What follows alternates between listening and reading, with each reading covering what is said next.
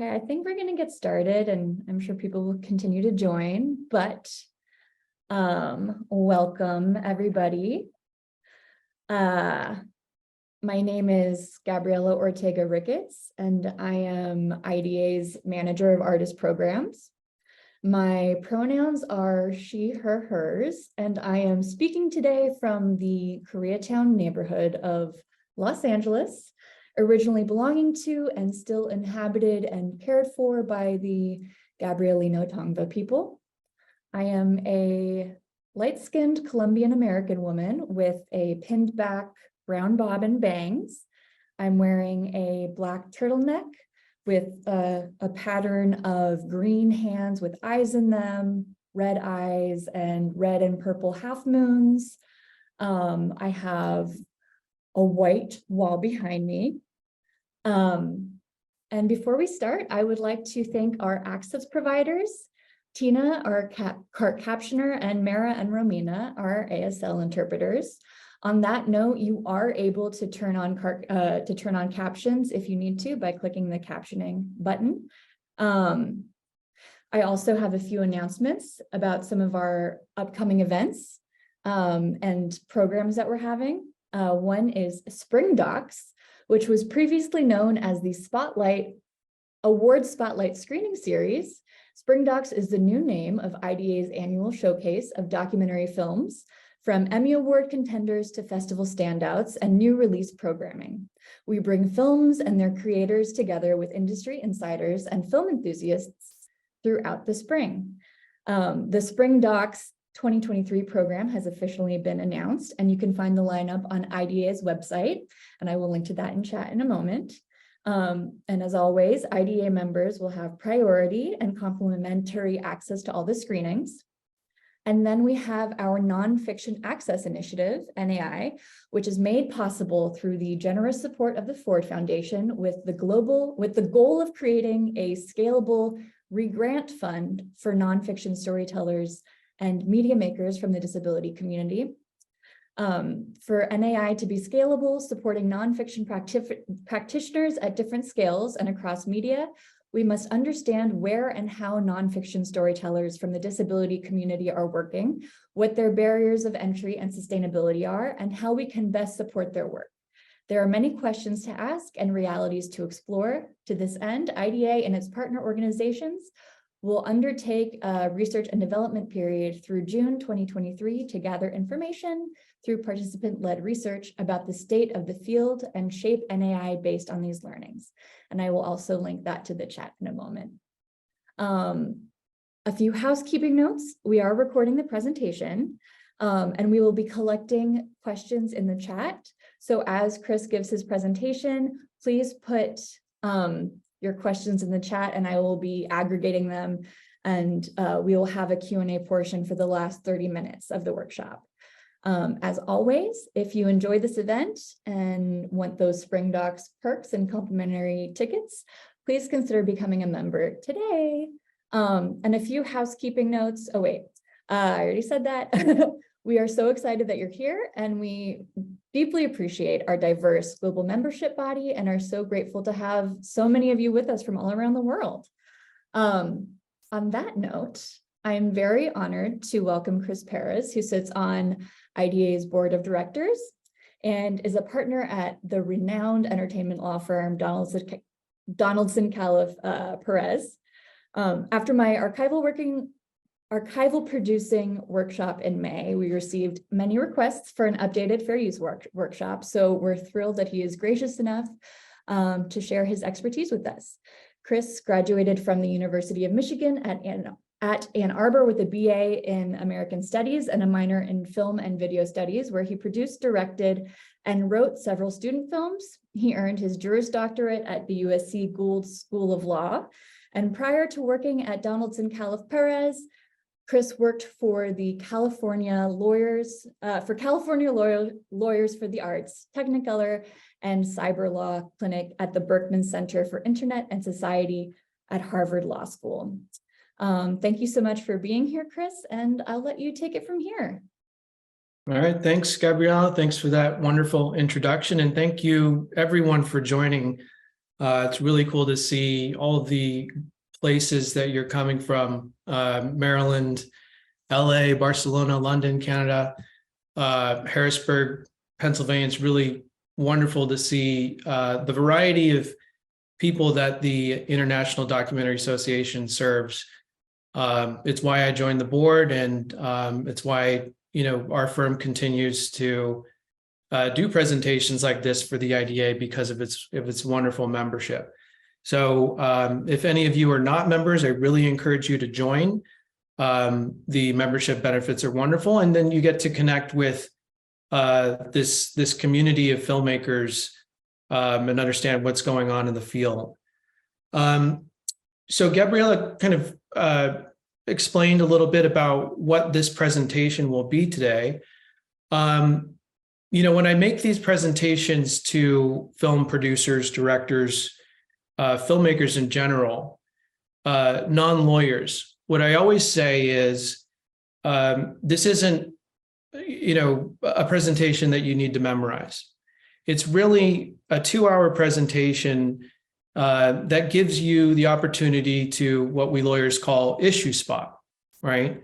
So you looking at a potential fair use in your film, you don't have to have 100% certainty as to whether it's fair use or not, but you at least know when it's a question and when it's likely to be fair use or where it's likely not to be fair use, or what's the difference between copyright and trademark, right? So a lot of this presentation is dedicated towards demystifying some myths, giving you some basic parameters around copyright and trademark and what the difference is between those two sets of laws, and pitfalls, things to try to avoid throughout the filmmaking process. So I'm trying to make this as productive as possible in 90 minutes of a presentation.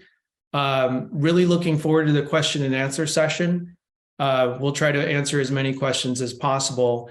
And you'll see that towards the end of the presentation, I'll give you my contact information.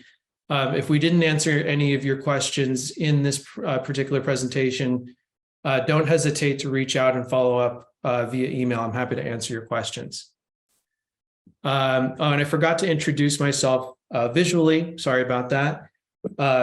My pronouns are he, him, his. I'm olive tan skin, Mexican American, dark brown hair, wearing a white sweater with a light green blurry background. And with that, let's get started.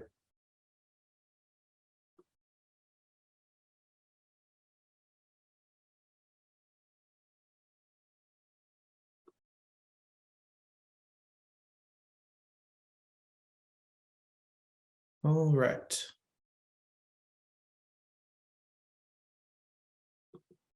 Can everybody see that? Yes. Great. Okay, so as I mentioned, we're going to cover two big areas of intellectual property, fair use and trademark. And, this is non-exhaustive. When we're talking about intellectual property issues or clearance issues, you might say, when it comes to documentary filmmaking, it's not just limited to fair use and trademark, right? The big other category that we won't cover here just because we're limited in time, but maybe we can find some time for another presentation, are personal rights, right? So defamation, libel, slander, invasion of privacy, right of publicity, false light. Those are all things that come up in every single documentary, whether you're making, a loving tribute to an artist or you're making an expose about a corporation. All of those things are going to come up in your film, but 90 minutes just isn't enough to cover that. So here we're going to cover copyright, fair use, and trademark. So we're going to start with copyright, right? And I think before we talk about fair use, which is an exception to the overall copyright law, we have to talk about what is actually protectable by copyright. right? So a very simplified way of looking at this is to look at three things, right? For something to be copyrightable, it's got to be original, it's got to be creative, and it has to be fixed into a tangible medium of expression, right? So in terms of number one, it's got to be original to you, right? It can't be something that's already created and that you added to, right? So it's something that is an original creation of yours or a company that created it. It's got to be creative, right? It has to have a modicum of creativity. The threshold for this is not very high, right? And when you see some of the court cases talking about whether a work is creative or not, they really don't like to get into, drawing where that line is.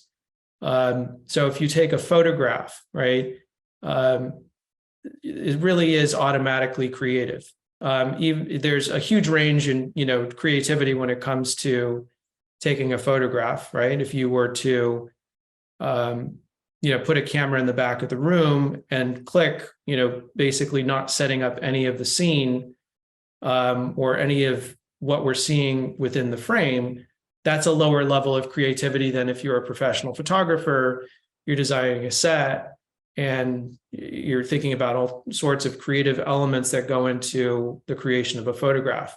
But in either case, from a basic copyright standpoint, they're both going to meet the threshold for creativity. And then third, which is often one where people forget about this, it's got to be in a fixed form.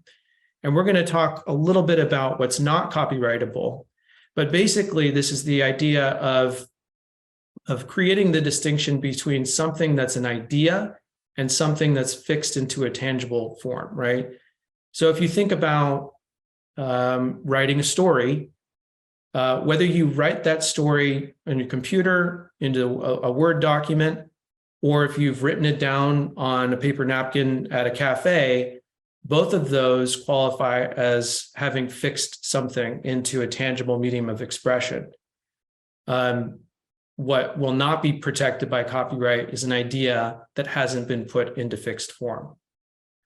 So some examples of things that might be or that are protected by copyright: literary works, we talked about screenplays and stories, books, dramatic works, right? So novels, films, musical works, artistic works, right? So paintings, murals, things of that nature.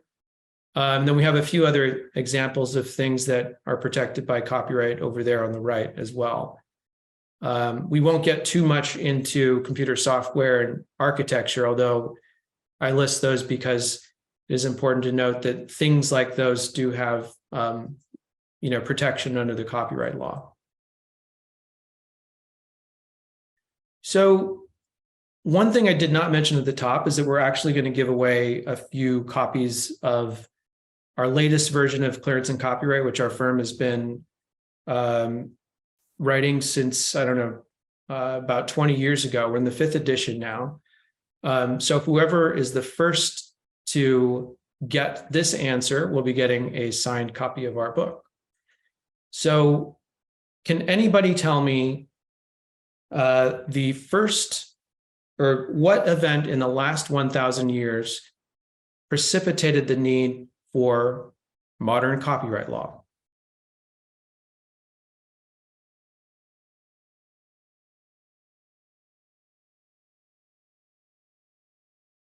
Okay, so hopefully there are answers in the chat. We got two answers. We got Mickey Mouse and printing press. Okay, who said printing press? That was Liz Fornango. Liz, you got yourself a book. It's the printing press, which was invented by Johannes Gutenberg in 1450, right? And think about it, it makes sense, right? Because I guess before the printing press was invented, every time you wrote a book, you had to do the same thing over and over again to copy it, right?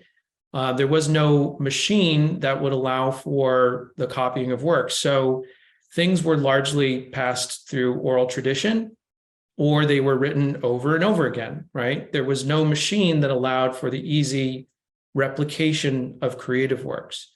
So with the printing press, everything changed, right? Now, this offered access to books, and there was a proliferation of knowledge across the Western world once the printing press was invented. And in this situation, it gave printers a monopoly over book rights, right? Because if you can imagine you're an author in, let's say, 1480, you go to your local printer and you say, hey, I've written this book. It's about 400 pages. Can you make a copy? The printer has all of the control here, right? They're the only one within miles that can actually make a copy of your book. And they're probably going to impress upon you some very unfair terms in order to make copies of the book. And so for the first few hundred years after the printing press was invented, you had a very uneven share of power when it came to the rights to creative works between printers and the creators of the works, right? So this essentially precipitated the need for the modern copyright law. And the first version of that came with the Statute of Anne, which is in the United Kingdom in 1709. It's the first full-fledged copyright legislation giving rights to authors. And then, of course, the United States followed up with that in 1790 with the Copyright Act, which you see here is in Article 1, Section 8, Clause 8, to promote this progress of science and useful arts by securing for limited times to authors and inventors the exclusive right to their respective writings and discoveries. The rationale is to provide a means for innovation by expanding on existing ideas and inventions, right? So if you think about it, they're saying, well, how are we going to incentivize people to continue creating works, right? If printers have all of these rights, then writers have no incentive to continue creating them if they're not going to have any rights to their works, and they're not going to enjoy the financial benefit of selling those books, right? So these modern copyright laws corrected that by saying we're going to give the exclusive rights under copyright to the creators of the work, which was great. Now, going back to what is copyright, what's not copyrightable, right? We talked about works needing to be original, they needed to be fixed, and they needed to be creative, right? So things that are not copyrightable, and this is especially important for documentary filmmakers because you're working in nonfiction. A lot of the things that are contained in documentaries are not copyrightable, right? So ideas, things that we come up with, maybe have expressed, but haven't put them into tangible form, right? The concept senza faire, which is essentially a common idea or a trope. So to give you an example of this, if you're writing, a screenplay about, a superhero who is slighted by, his father, but then comes back and, saves the day and rescues one of his friends. I mean, this is the kind of thing that has been told a million times and has been done in, a million films. So it's not going to be protected by copyright. Things that, just naturally occur based on things that, occur in real life. Facts are not protectable by copyright, nor are theories or historical interpretations of facts. So this often comes up when talking to filmmakers about the extent to which their films are copyright protected. And specifically, I get the question, well, what if somebody wants to come along and maybe it's a scripted producer, wants to make a scripted film based on whatever's discussed in my documentary? And as you may know, there are lots of deals that are going down in the marketplace where scripted producers purchase or option the right to, turn documentaries into scripted films. They don't always legally have to do that, right? so much of what is covered in a documentary is not copyrightable. So scripted filmmakers are doing that, not because they legally have to do that, but they might be doing it because of risk to avoid a lawsuit. They might be doing it because they want the documentary filmmaker to be involved with the project. They may want to market the film in such a way that identifies the scripted film as being based on the documentary. So there's plenty of reasons why a scripted producer would get those rights, but in the vast majority of cases, they don't actually legally need to get those rights, right?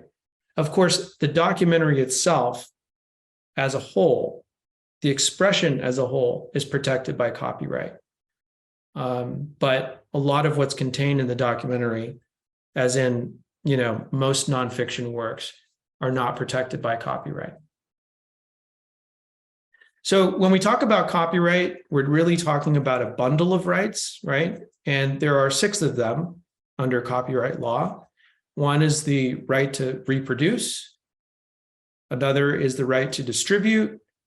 Another is to publicly perform, publicly display, create derivative works, and for sound recordings, digital transmission, right? So as an author under the modern copyright laws, you control by default each of these exclusive rights.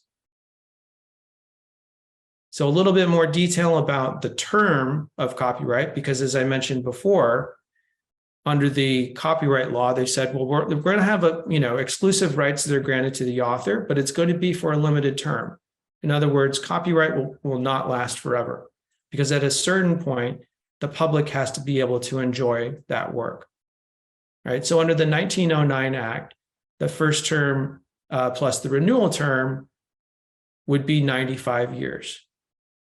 Without getting into too much detail, there were several iterations of the copyright law going all the way up until 1998 with the Sonny Bono Act that have created additional terms, right? So under the 1976 Act, we have life of the author plus 70 years. Or if it's a work made for hire for a company, it's 95 years from publication or 120 years from the date of creation, whichever expires first. So once the copyright term expires, it falls into the public domain, which basically means you can exploit that work without getting permission from the former copyright holder. It's no longer controlled under copyright, so it's available to the public. Now, the caveat here is that copyright terms are different in other countries. So I think as a documentary filmmaker, if you're dealing with assets that maybe were published in different countries at different times, or perhaps they're coming, if you're a US filmmaker and you're using material that comes from a different country, you have to think about the law of that country and when it was published in that country. And there will be a process for determining whether it's under copyright or not. So what does it mean when something's in the public domain? Generally speaking, it means that it's owned by the public, right? And there's 5 ways that a property can become public domain, right? There are things that are just not covered by copyright, right? Facts and sens affaire, a couple of examples we just talked about. Number 2, old works where the term of copyright is expired. That's what we just discussed. Old works which failed to observe formalities under the old Copyright Act, right? So just a basic distinction, under the 1976 Copyright Act, one of the major changes to the law was that you didn't have to actually register the work or observe any copyright formalities in order to enjoy copyright protection.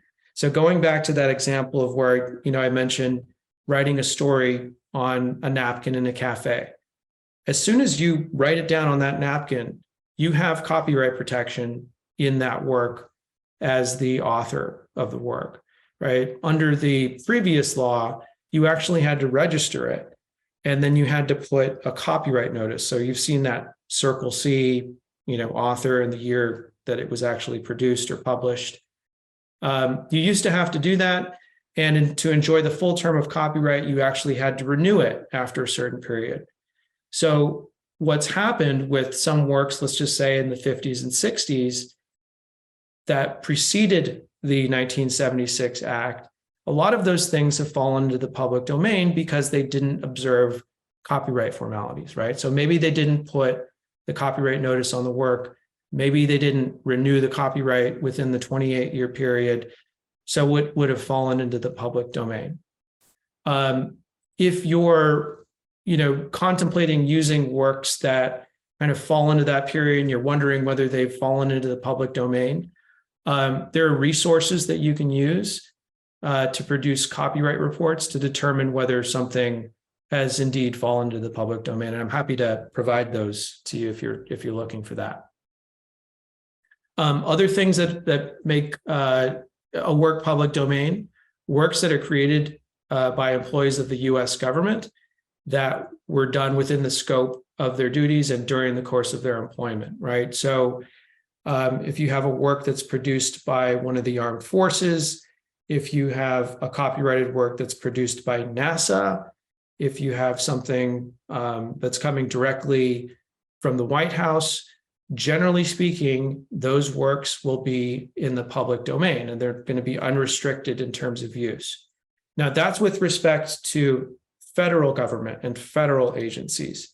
So if you're using, and this comes up all the time with filmmakers that we work with, if you're using material that's being created by, let's just say, a local government or a state government, local and state governments have the discretion to create laws that create copyright protection in some of the materials that they create, right? And you really have to look or get somebody to look for you to see what the laws are in that regard.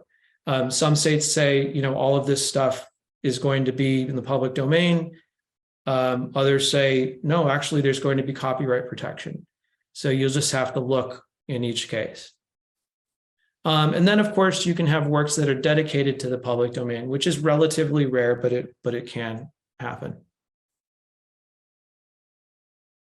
But wait, so if something falls into the public domain, it doesn't automatically mean that everything associated with that work is in the public domain. And I have an example here, right? So you've probably heard of the documentary Nanook of the North.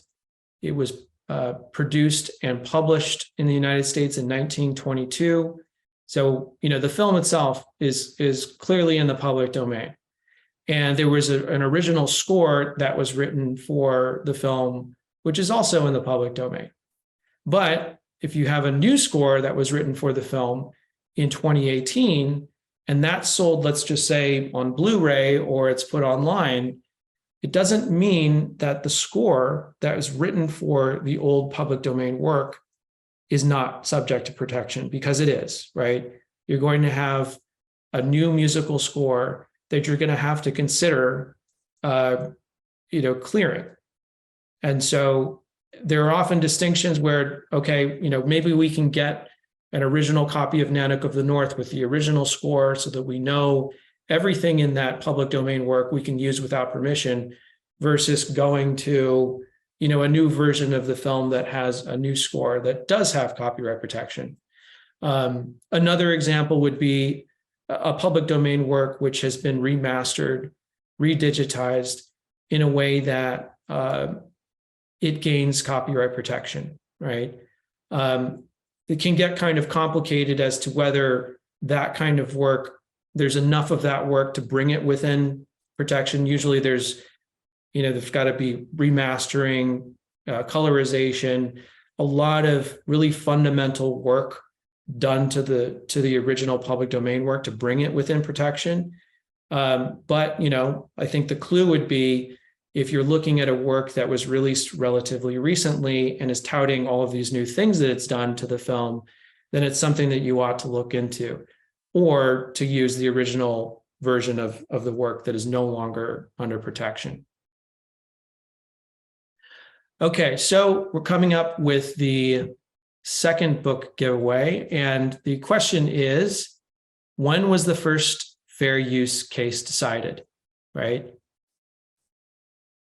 1874, 1841, 1922, or 2001. So the first person to get the right answer here will get a book.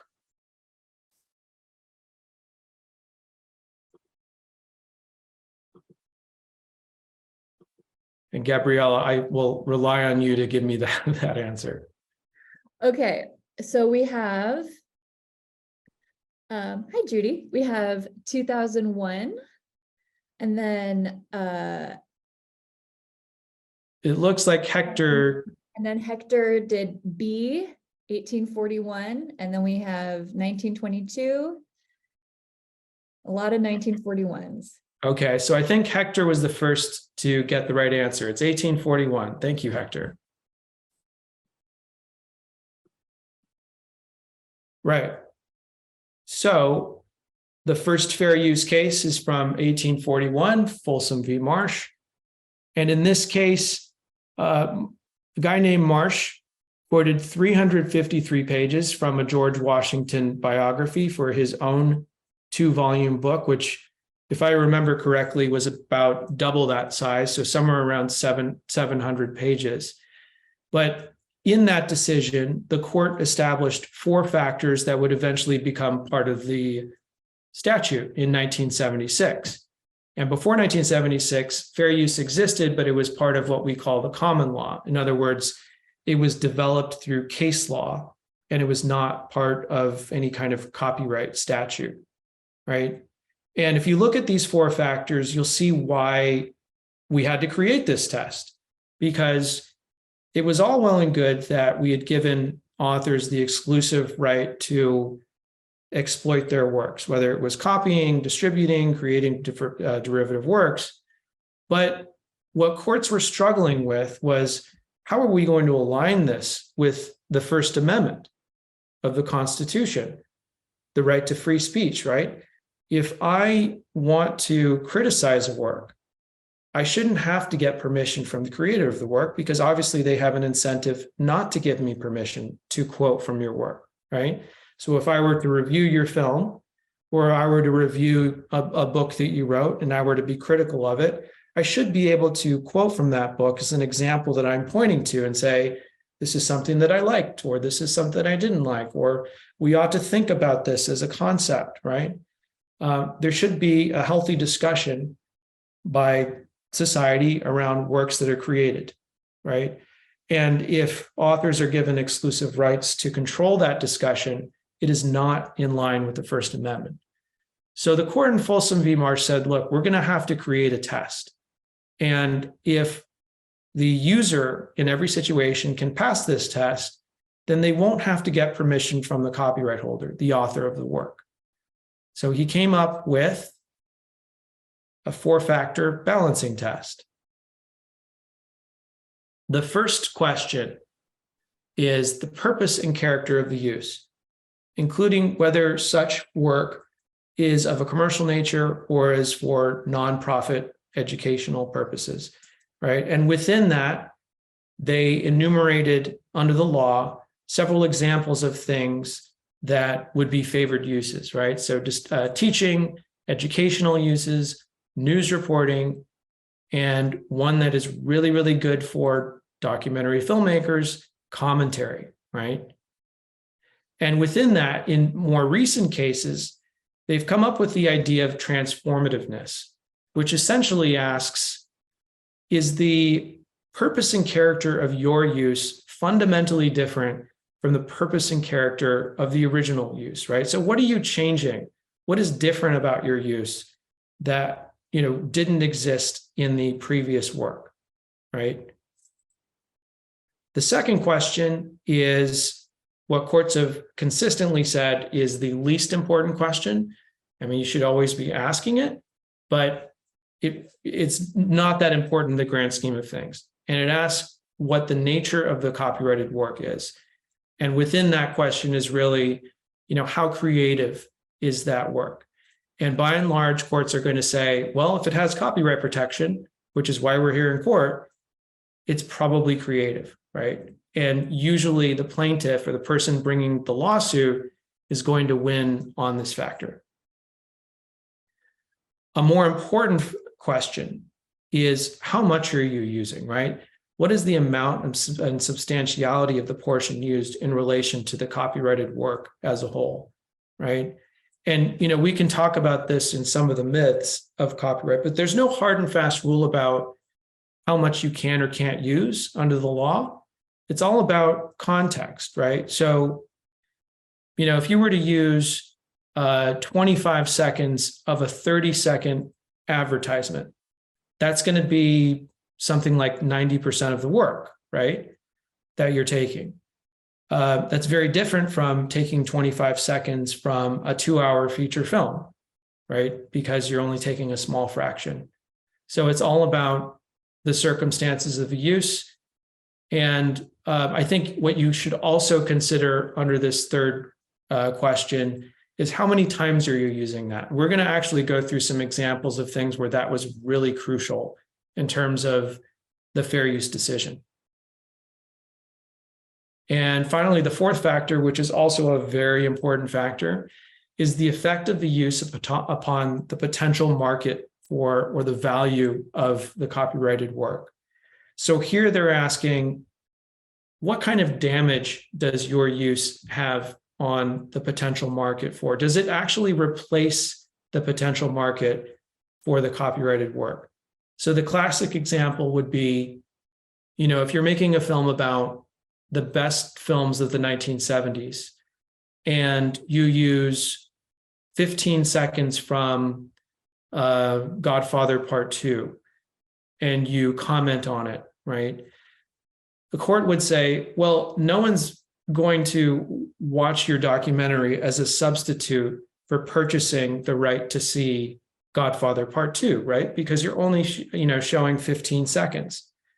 That would be different is if you obviously ripped the whole thing and put, or maybe you use 70 to 80% of the work without commentary in your film, which is an extreme example, but maybe it does act as a potential market substitute for the value of the copyrighted work. So remember that this is a balancing test. You don't have to win all four factors on either side as the plaintiff or the defendant. It's really a balancing test. So ideally, and when people win or lose on these fair use cases, they're getting at least 3 of these factors in their favor. Right? So we can't treat any of the factors in isolation from each other. And as the Supreme Court has said, all factors are to be explored and the results weighed together in light of the purposes of copyright. Okay, common distractions. And we get these in the office all the time, right? These distractions, just because any one of these are the case doesn't mean that it's automatically fair use, right? So one is the picture or the video or whatever the asset is all over the internet, meaning, okay, whoever the copyright holder is, they're not enforcing it, right? They're not pulling it off the internet. So I should be able to use it, right? Without permission. That's not true, right? Under copyright law, you don't have to necessarily enforce other infringement that may occur, whether it's on the internet or otherwise. If you choose to pursue an infringement case against, let's say, the 1,000th person that infringed your copyright, it doesn't matter that you didn't pursue an infringement claim against the first 999, right? They're going to look at the merits of your use, right? Another one, that the owner is nowhere to be found. So you've searched high and low for the copyright holder, but can't find them. Unfortunately, there is no orphan works legislation currently on the books. Many other countries have this kind of legislation, but generally what I'm talking about in terms of orphan works legislation is legislation that addresses works that may be under copyright, but where the owner has either abandoned the work or they're just nowhere to be found. right? And would, ideally build in some kind of automatic licensing scenario after the fact if the copyright holder later came forward and claimed their material. That doesn't exist in the United States. And so if a copyright holder later comes out of the woodwork and says, hey, that's my copyright, then unfortunately you're in the same position as if, you had known who the copyright holder was all the time. Third, you don't know whether the material was copyrighted. It doesn't matter if it is copyrighted. It doesn't matter whether you knew it or not.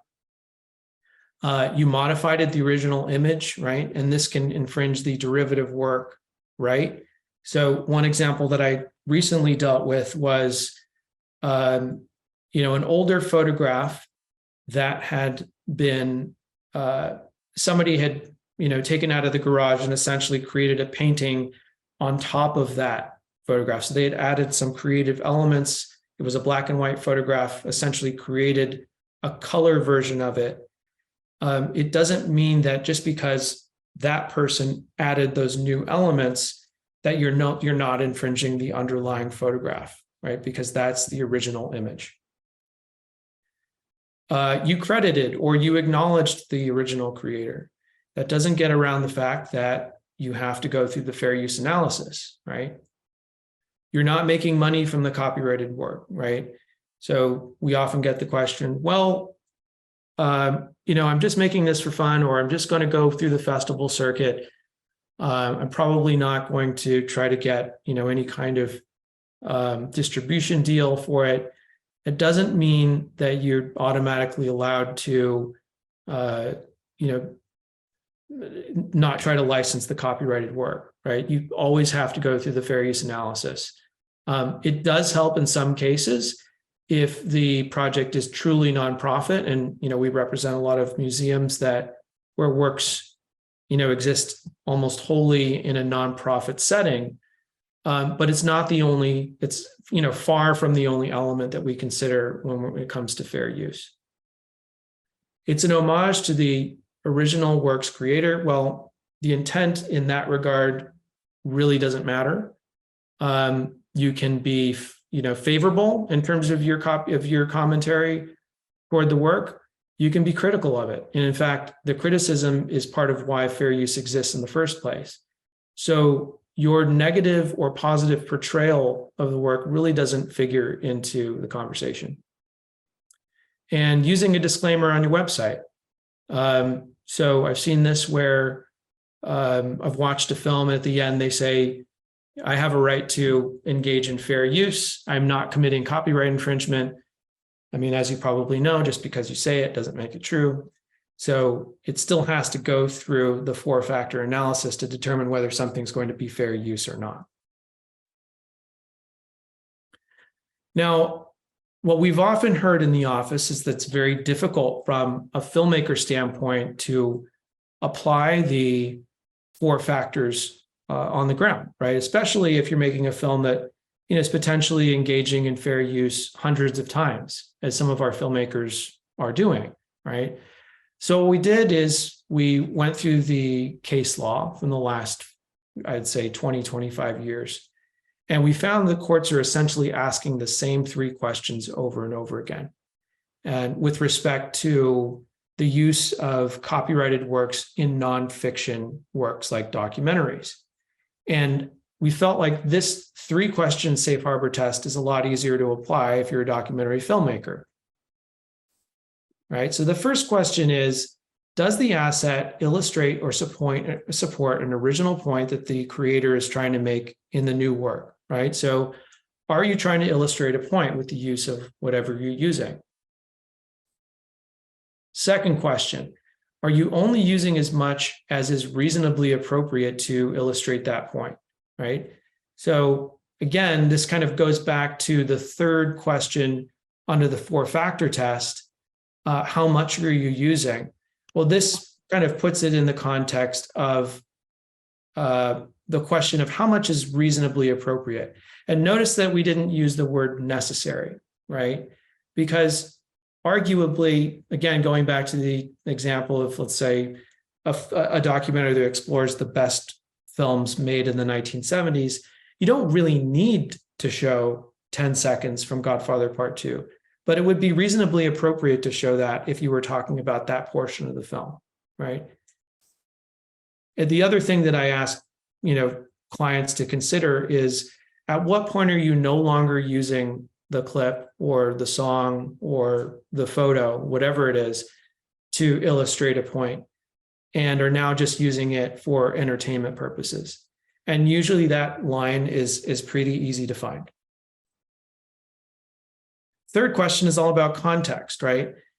Is the connection between the point being made and the asset being used to illustrate or support the point clear to the average viewer, right? So this is really about context. And, the example that I give to filmmakers is, if you open your film with an opening montage and it's filled with a bunch of clips, the average viewer doesn't understand why you're using it until maybe, 10 minutes into the film.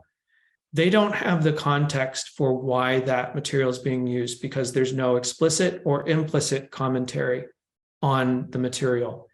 So particularly with montages, with long uses that are not accompanied by voiceover or an on-screen card, something in the lower third, an interview subject who is talking about the material, we don't often have the context to say yes to this third question. So with the safe harbor test, the idea is that if you can answer all three of these questions yes, then you'll be what we call the safe harbor, meaning that you have a very strong case for fair use. If you can't answer these three questions yes, then it doesn't mean that it's not fair use. It just means we're going to need to take a closer look.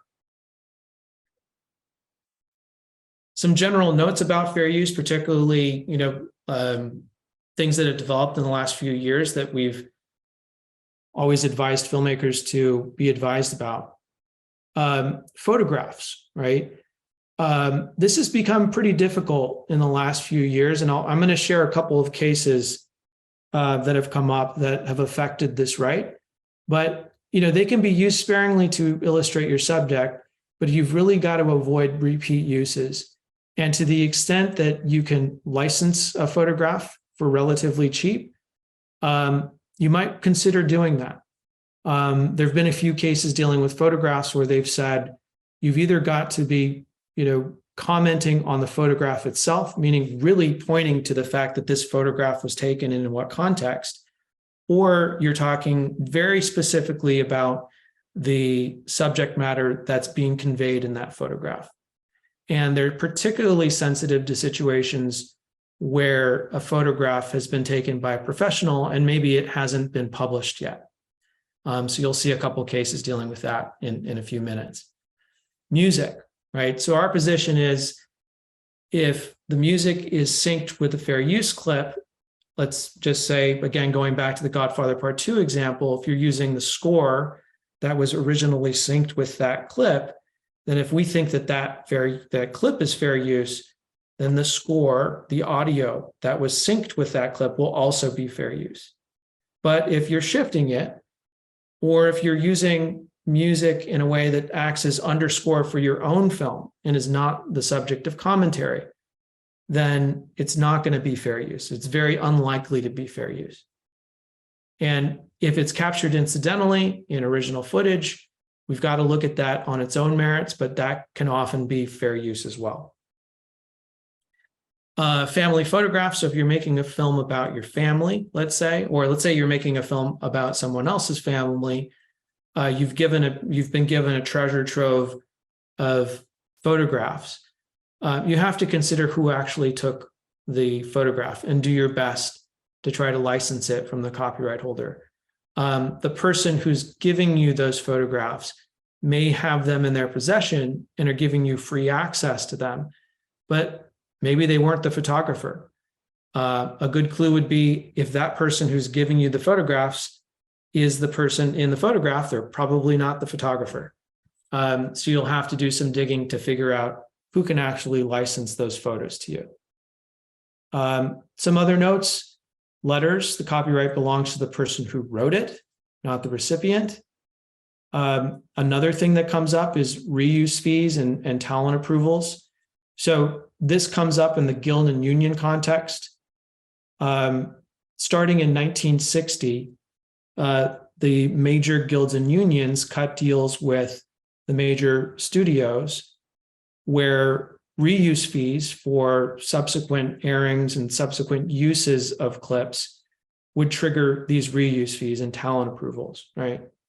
And anytime you license a clip from a studio, let's say, if you look at that license agreement, they're putting the contractual obligation onto you to pay those reuse fees and get talent approvals. And so one of the reasons fair use is so beneficial to filmmakers is that you don't actually have to enter that license agreement with the studio. And because that license agreement doesn't exist, you're not past the obligation, the contractual obligation to pay those reuse fees or get those talent approvals, right? So you don't have to go to the guilds. And, if you can imagine a scenario where you're using a clip from a film that features 6 or 7 actors, if you license that, you're going to have to get talent approval from each of those individuals, which can be a really heavy lift. If you rely on fair use, you don't have to do that. Don't remove CMI, right? So CMI stands for Copyright Management Information.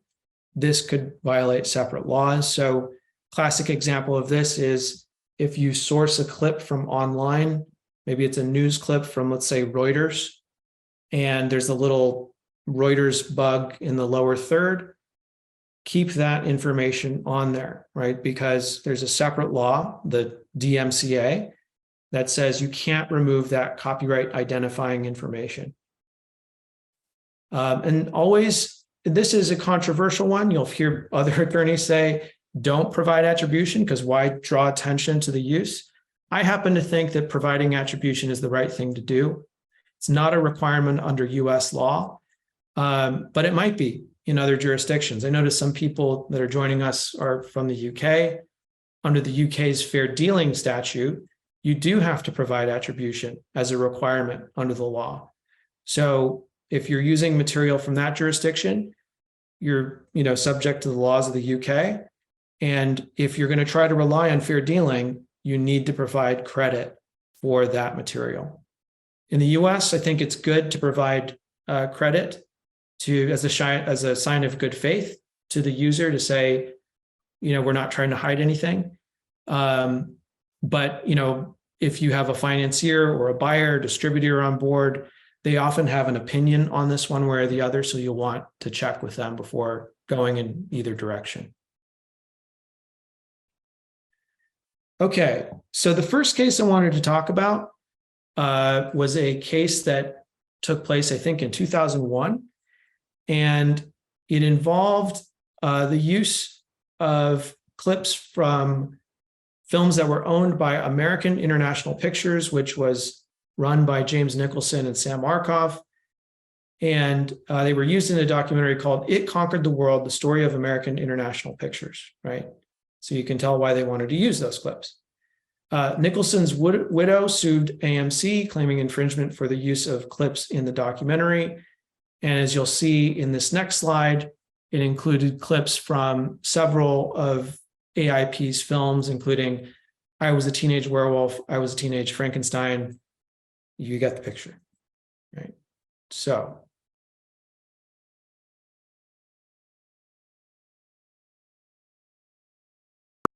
they came up with this notion of double features.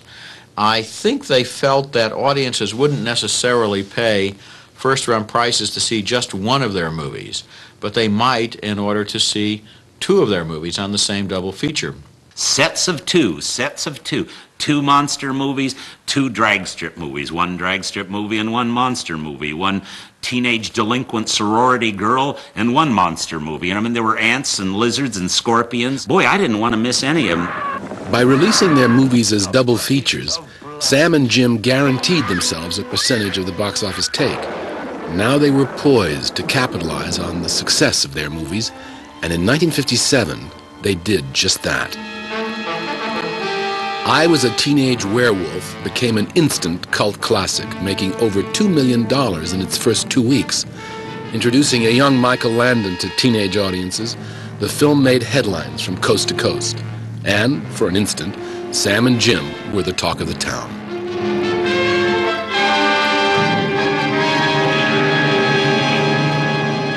That time it was called Teenage Werewolf.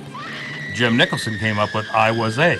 And then it was I Was a Teenage Werewolf, and all the comedians, Bob Hope, Jack Benny, everybody was making fun of the title. Remember how wonderful it was when you sprang and suddenly dug in with your fangs, a soft throat, the gush of warm blood? No! We made the picture in 7 days, costing under $150,000. This high school boy, a teenage werewolf. In 2 weeks, we grossed over $2 million. Well, what a windfall for AIP. They were a new young company. Unbelievable. And theater circuit owners were calling, to AIP. Do you have another one? Do you have another one like that? Werewolf, meet Frankenstein. Shake hands and come out snarling. I said, well, I could do a Teenage Frankenstein. He said, great. Professor Frankenstein, who creates out of human parts the most terrifying creature to walk the earth today. To capitalize on the success of Teenage Werewolf, Sam and Jim's production machine went into overdrive, cranking out 50 films by the end of 1958. It was a pace that even MGM, at the height of production, could barely equal. He wanted to dig that crazy scenery, man. AIP's teenage double features were talking to kids in their own language, from the front rows of movie houses to the back seats of cars. Let's go to a drive-in. Okay, so if anybody has any guesses on whether this was fair use or not. Well, it was fair use, right?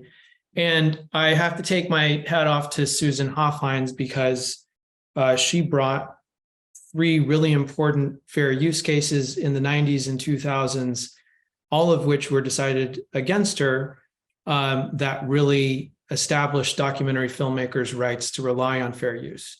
So we all have Susan to thank. But to me, this was a classic case of fair use. And you'll see that the judge said, a documentary about 2 filmmakers should be permitted to sparingly show clips of the subject's works, the materials they use to promote and create those works, and a handful of photographs depicting the late Nicholson, right? And they said, I do not find that AMC took more than was necessary in light of the subject matter of their documentary. So I showed that example because it's pretty classic way of making a documentary in the sense that you have both voiceover and interview subjects talking about these individual films, talking about AIP in general. When there's commentary, when they show particular parts of the film, they're generally in line with the commentary that's included at that point.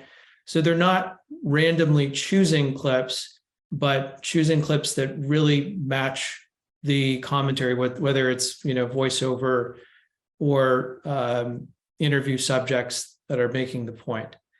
So this case, again, in 2001, really established filmmakers' rights to use clips from films in their documentaries without permission.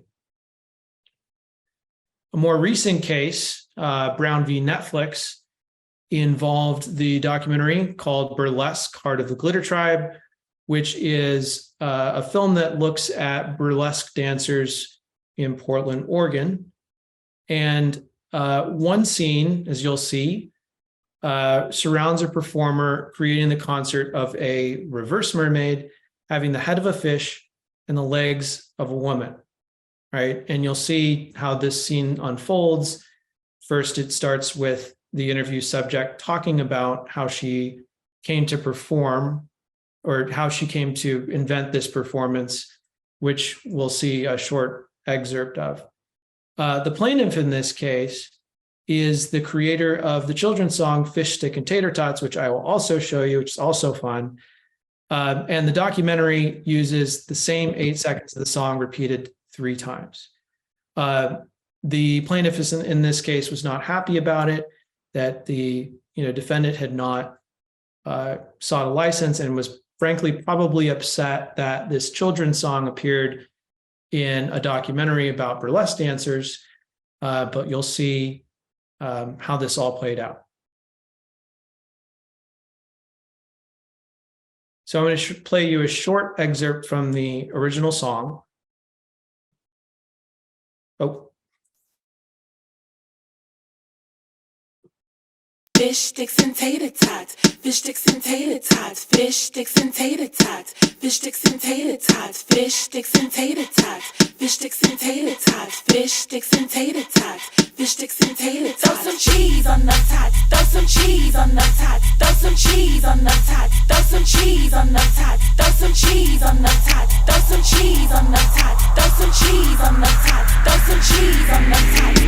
Looking forward to my lunch hour at noon. Been sitting all this time in this boring classroom. My teacher look like she needs some sleep. She just keep on yawning and her voice is real deep. See, I don't wanna laugh, but it's making us. And now she getting real mad cause she breaking on us. I'm trying to be quiet, but my stomach not. It's growling cause I really like to eat a lot. I sneak out to the lunchroom to see what they got. It's a children's song. A girl that's getting hungry and wants to get fish stick and tater tots. My daughter happens to love this song. It's pretty catchy. But you'll see how this song is used in this segment. And I have to say, apologies ahead of time. It's a little explicit, but here we go. There were some other people in Portland who had food numbers, and we were like, let's do a food show where it's all food characters.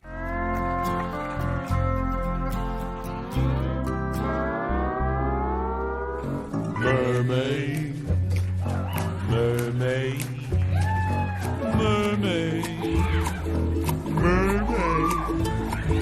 And I always thought it would be really funny to be a reverse mermaid, fish on top, lady on bottom. So I was like, how could I turn that into a food number? Like how do I get from reverse mermaid to food? And I was like, what if she was fish sticks? Oh my God, that's so exciting. I have like the beginning and I have the end. How do they go together? Like, her mermaid rock has got to turn into a deep fat fryer that she goes swimming in, obviously.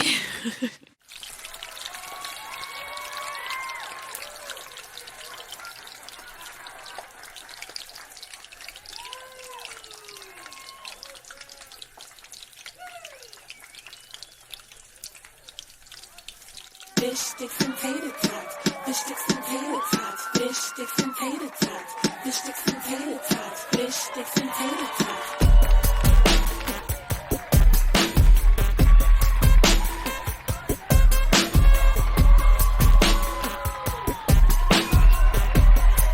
So you get the idea.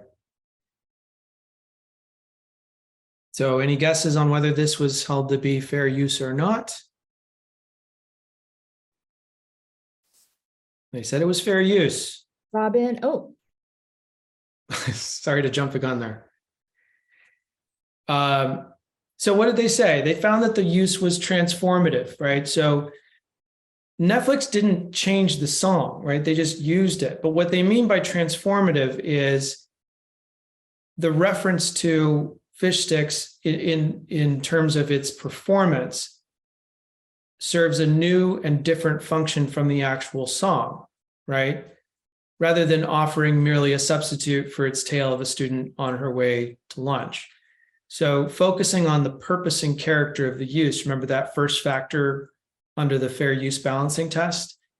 On the one hand, we have a lighthearted children's story, and on the other hand, we have a film that depicts the decidedly mature themes that portray fish sticks not as a lunch food, but as a component of a reverse mermaid. Now, one thing I'd like to point out here is that I think the court is really protecting the documentary genre in this case, right? Because imagine a scenario where instead of the filmmakers saying, well, we're going to show you what this subject, how this subject arrived at the reverse mermaid, and then we're going to show you an example of that dance.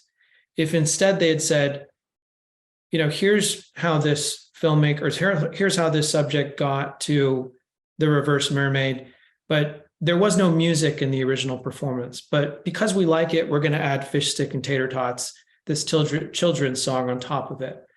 I think the court would have gone in a different direction, right? Because there's no commentary on the song itself. And because fair use grows out of the First Amendment, I think in this case, they're essentially saying, well, this was the authentic version of this person's performance. And as long as you're not using too much of it, then you should be able to authentically portray to the audience what that performance was, right? So, if the owner of the children's book maybe had sued the performer who, let's just say, made a concert film based on her performance, I also think it might have been different, right? Because that person chose a song, and although there is maybe some commentary there in terms of her performance and then the fish sticks nature of the song might not be fair use. But from a documentary filmmaker's perspective, you're capturing it and you're not changing the music that was originally synced with the performance. Okay, another one. In this case, we have Elvis Presley versus Passport Video. Passport Entertainment sold 16 one-hour episodes of a documentary about Elvis. And in this documentary, they used a ton of material, right? They used footage of Elvis on TV with some related narration. They used almost all of Elvis's appearance on the Steve Allen Show, including one clip that just runs for a minute without any narration. They use a lot from the Ed Sullivan Show. And basically you had a bunch of copyright holders, related copyright holders, that got together and sued Passport Video for all these different uses. And I think one other important factor here that bears mentioning is that in the advertisement for the documentary series, they said every film and television appearance is presented in this series, as well as rare footage of many of Elvis's tours and concerts, right?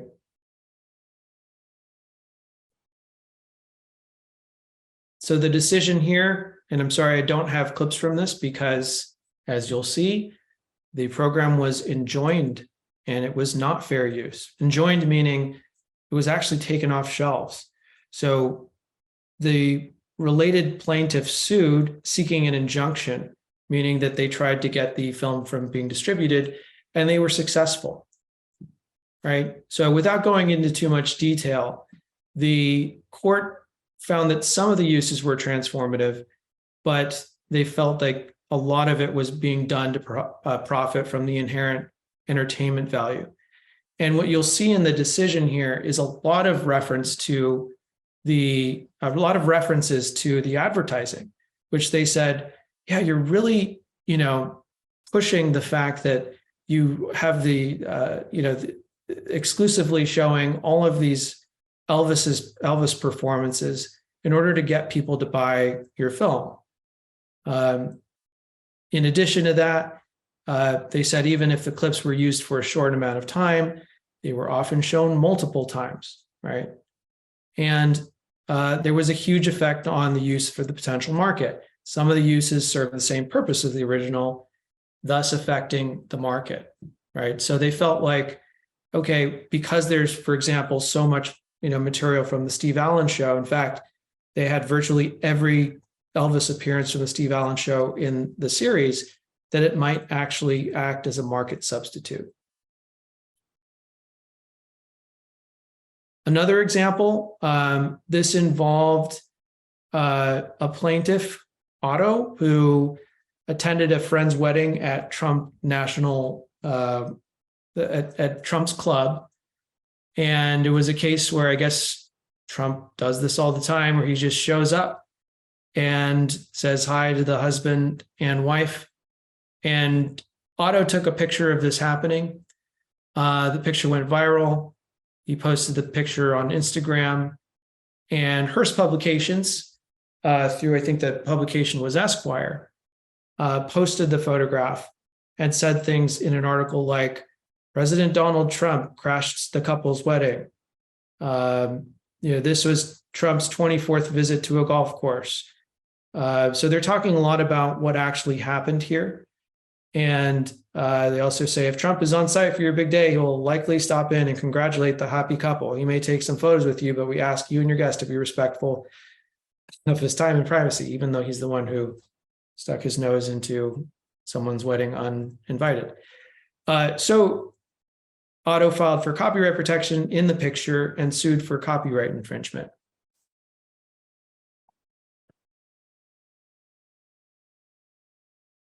So in this one, they found infringement. Now, this is not a documentary, but I show this one because it's a good example of recent cases involving photographs where courts have been relatively friendly to the photographer.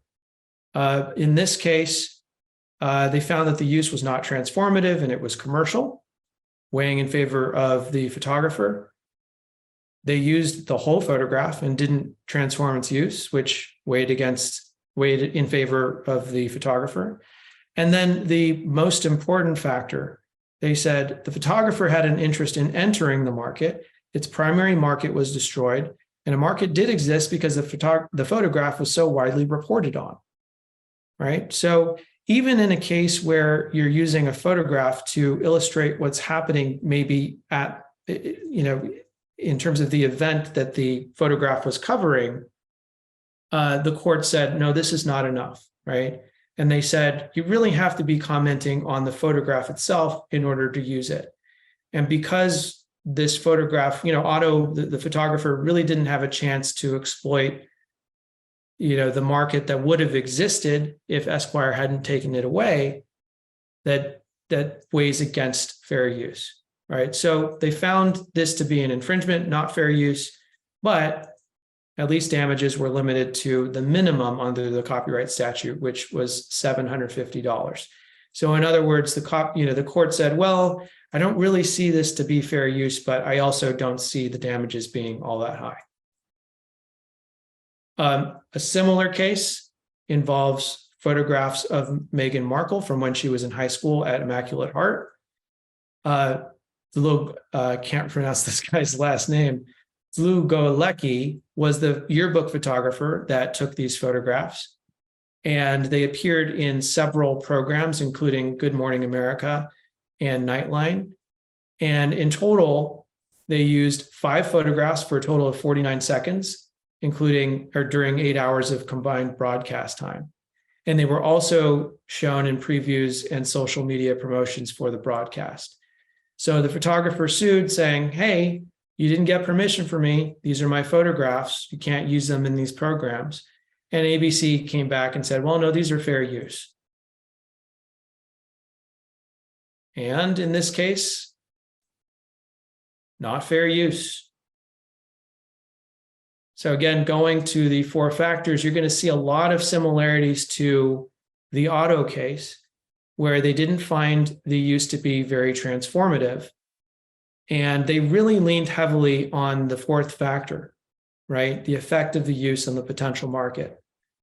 They said that the defendant loses on the 4th factor because the argument that they don't profit directly from the use of the photographs doesn't make sense. And the decision to include the photographs in their promotions also affected, increased ratings, future commercial revenues, and overall audience viewership. So there's a lesson to be learned here, I think, in the decision is, if you're going to use a photograph, you got to be commenting on it directly, but also don't use it more than once, and try to avoid using it in advertising and promotion. Right, so lessons to learn from these cases. As I just mentioned, be wary of multiple uses of copyrighted works, right? So if you're going to use something twice, every use has to be looked at on its own, right? Each use should have its own fair use justification. So using the example of the 10-second use from The Godfather Part 2, if you're going to use that clip twice, there should be some commentary that's different in each use, right? Maybe one comment is about one actor's performance, another is about, the set that we see in that particular clip. Even if it's the same clip, there might be a fair use justification for two uses, but you really have to look at it on a case-by-case basis. For photographs taken by professional photographers, make sure there's commentary on the photograph itself. We discussed that. Stay in control of your advertising materials, right? I can't tell you how many times a filmmaker has really done a great job of relying on fair use within the film, but then they hand over all of those assets in the film to a distributor who doesn't know that some of these are restricted in terms of advertising and promotional materials. And that advertising use, that single advertising use, can ruin your entire fair use argument, right? So you've really got to be careful in working with your distributors to make sure that you can use those elements responsibly. Now, some people will say, don't use any of them in advertising and promotion, only use licensed or original material. I don't think that's the case, but just know that there is a heightened risk, right, to using those materials in advertising, and you'll want to stay in control of it and make sure that somebody's reviewing it from a fair use standpoint. Context is so important, right? So it's all about how it's used in context. There needs to be commentary on every use. And, some documentaries, typical documentary, talking head documentaries can solve this pretty easily with explicit commentary, but maybe your film isn't like that. Maybe it's a verite film. If there's indirect or implicit commentary, that can sometimes work. It's not as strong, right? Or it's not as provable as explicit commentary, but it can still work. And then finally, from a practical perspective, E&O insurance is so important. So for those who are not familiar, E&O stands for Errors and Omissions Insurance, and it's the policy that protects you against claims related to fair use. More broadly, it protects you against copyright infringement claims, trademark infringement claims, defamation, right of publicity, invasion of privacy. And if an E&O policy has been issued without any major exclusions, you know that you're going to be covered for claims related to those kinds of issues. You'll have an out-of-pocket deductible that you have to pay, but you at least know that after you've paid that out-of-pocket deductible, you're going to be covered up to a certain amount. And as I mentioned here, we live in a very litigious society, so even if you have a rock-solid fair use argument, it doesn't mean that someone won't sue you. So always good to get the insurance policy. Okay, so I'm going to shift over to trademark law. And what I always start out with is the purpose of the law, right? And when people think about trademark law and what the purpose is, the answer that I always get from people is, well, it's to protect businesses, period. But I think it's more nuanced than that. And, I took a quote from a US Supreme Court decision relating to trademark law in 1995 to illustrate this.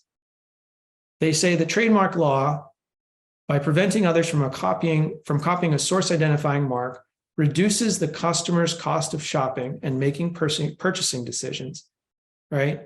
At the same time, the law helps assure a producer and not an imitating competitor will reap the financial reputation-related rewards associated with a desirable product. So yes, it helps businesses, it helps people who own trademarks and brands, but it also protects consumers.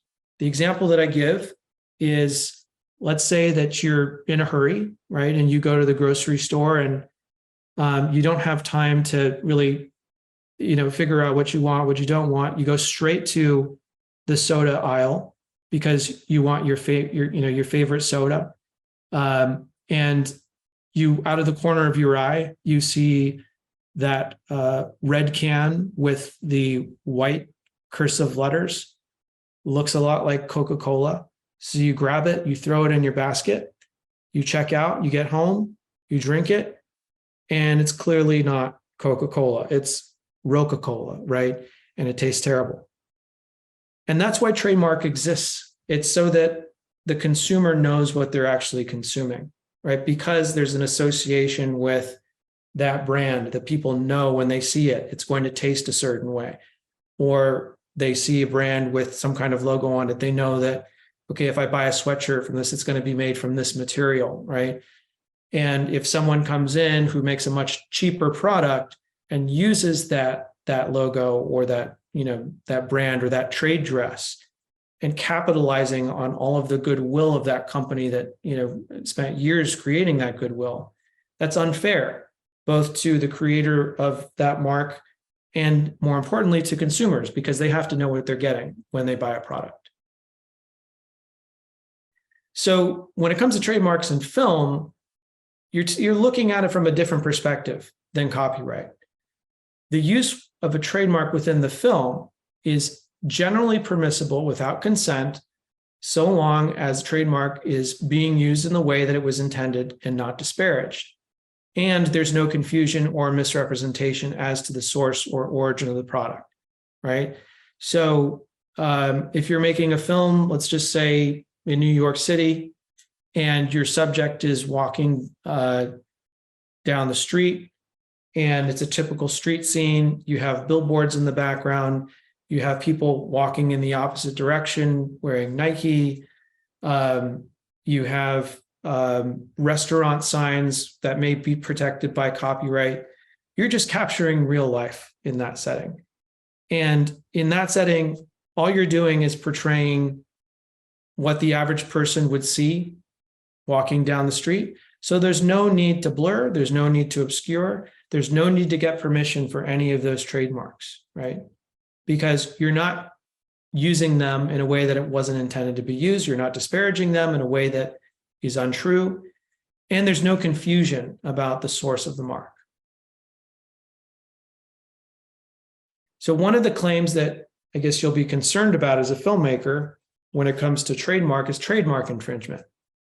And to prevail on a claim of infringement, a plaintiff has to establish that it has a valid mark, right? So it has a trademark, that the defendant has used the same mark in commerce, that they've used it in connection with the sale or advertising of goods or services, or as they say, in commerce, right?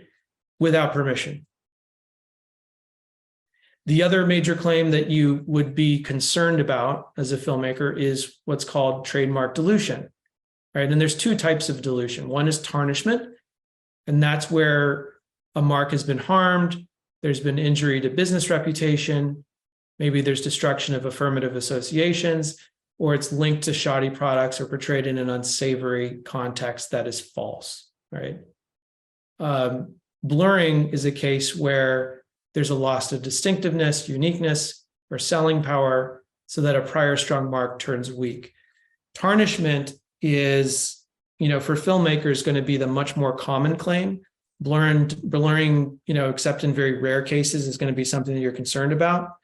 Tarnishment comes up where maybe you've included a mark in a film and it's not treated well, right? Company isn't happy about it.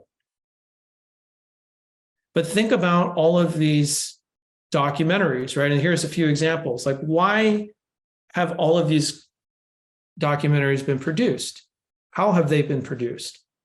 Because, as you can imagine, none of these filmmakers have gotten permission from the companies who own the trademarks. And you can see, even in all of the advertising materials, most of these posters are using protectable elements from the brands, right? And within the films, they're being quite critical of those brands. But the law states that you can do that, right? You can include trademarks in your film. You can discuss companies. You can be critical of them, as long as you're not portraying them in a way that's false and that might be damaging to their brand, right? So it's kind of like defamation, but for companies and brands, right? You can use those logos and brands, but as long as it's done in a way that is truthful. Okay, so ways a court can evaluate infringement claims. An important case came up when Federico Fellini released Ginger and Fred, right, which is about a dancing duo who essentially were called Ginger and Fred. And it's a reference to, of course, Ginger Rogers and Fred Astaire, who were a famous duo known by their first names, Ginger and Fred, and of course are in many, many movies together. Ginger Rogers sued Grimaldi, who was the producer of the film, the Italian film, for the use of her name, saying it misled viewers as to the connection of the film. The court said no. Producers should have the right to do this, right? Because the film is about performing duo named Ginger and Fred. There's nothing misleading about it, even if you're using your name, right? So that developed what's called the Rogers test, which basically says an artistically expressive use of a trademark may be protected by the First Amendment, which means it won't be infringement unless the mark has no artistic relevance to the underlying work whatsoever, or if it has some artistic relevance, unless it explicitly misleads as to the source of the content of the work. And I'll show you a couple of examples of how this is played out in real life. But first, I'm going to show you a clip that I think demonstrates how trademarks might be used in film and how it's played out in the courts, right? Now, this is not a documentary, but I think it's a pretty good example of something where the filmmakers decided to use a product that was clearly protected by trademark, but they didn't get permission, right? So I'm not sure if many of you have seen this film. It's called Dickie Roberts, former child star. It features David Spade. And this is a scene where he is setting up a slip and slide with two young kids. And you'll see that he uses the slide 3 times, right? So in the first case, he slides on it without any water. The second time, he gets it just right. He puts water on it. He goes through the slide. And then the third time, he puts vegetable oil on the slide and, flies through a fence. So Whammo is the company that owns the trademark to the slip and slide and was not happy about this because they said, this is a complete misuse of the brand, right? And it's really damaging to us because we sell to kids and, they're going to see this movie and see that our product doesn't work, right? And so they sued, and I'm going to show you a clip from this film because it's pretty short, and I'll show you exactly how the slip and slide was used.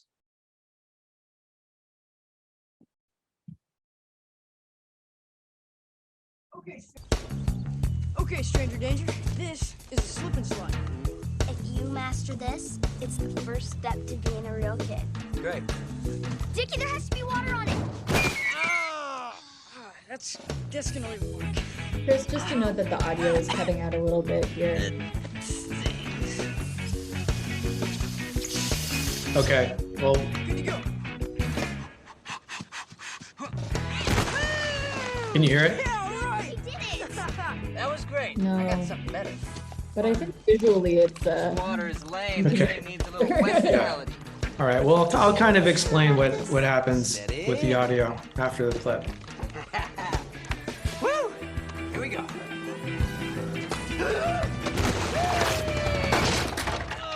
Oh, shiz it. Ow! Splinter. That toy is insane in the membrane. Insane! Got no brain!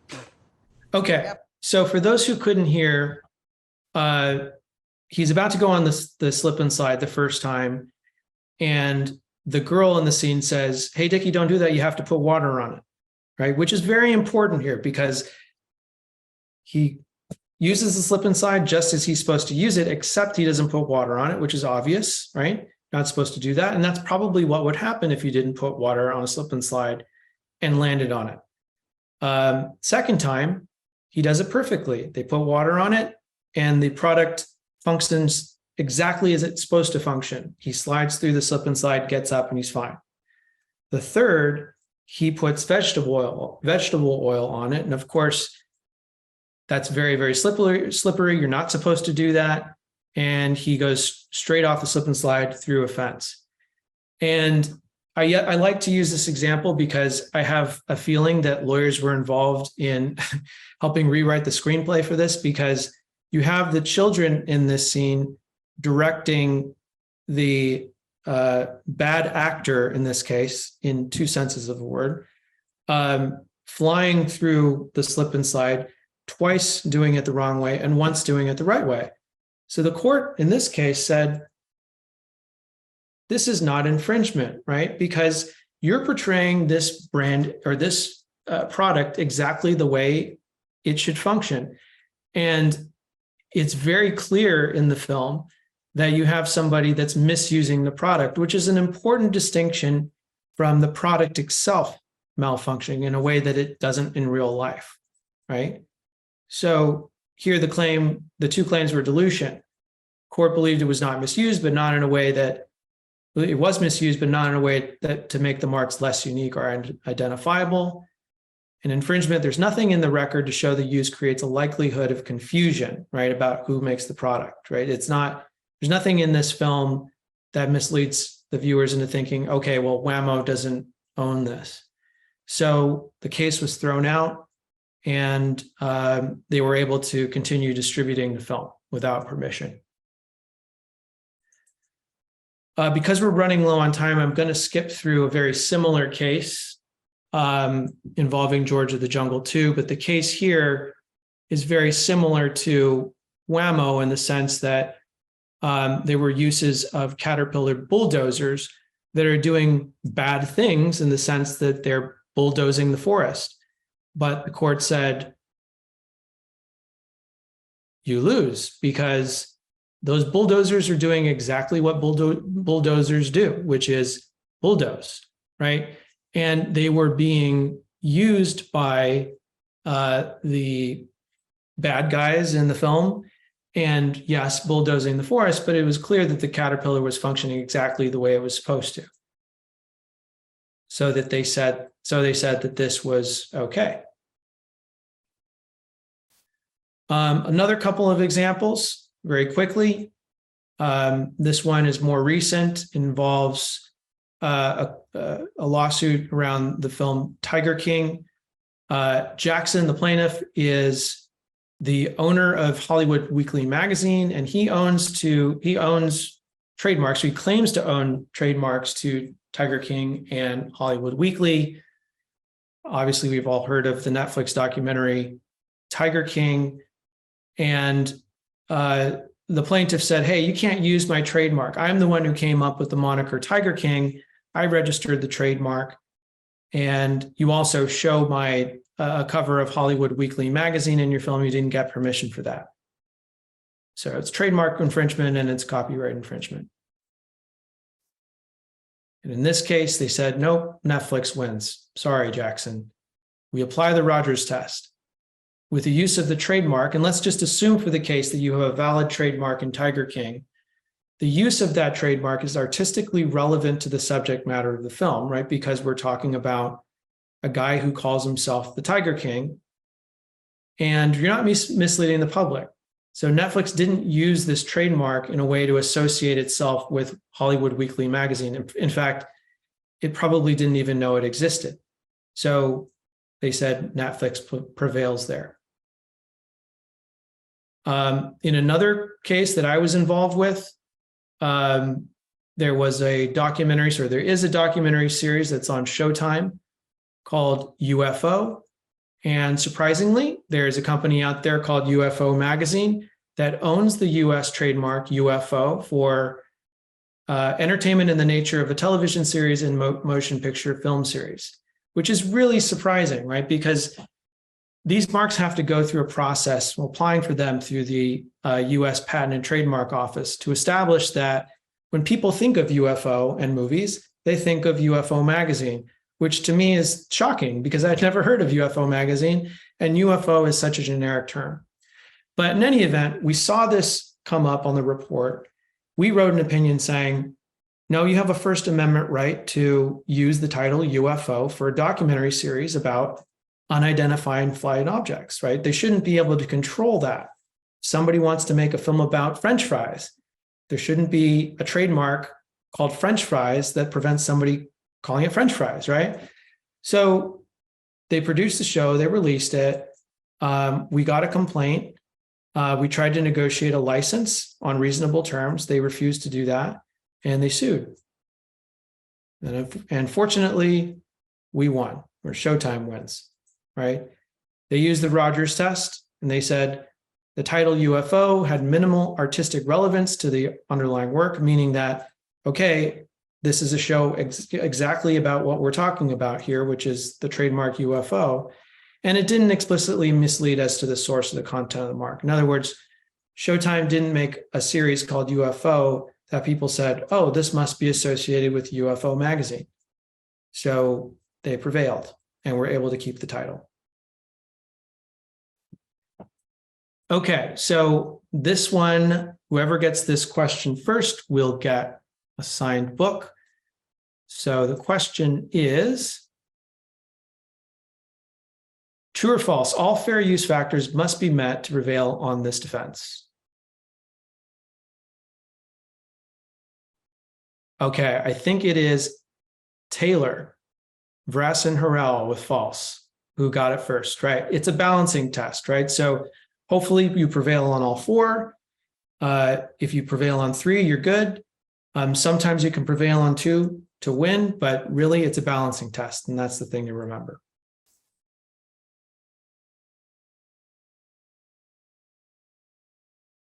And we've come to the end of the presentation, and I think we're going to shift over to questions.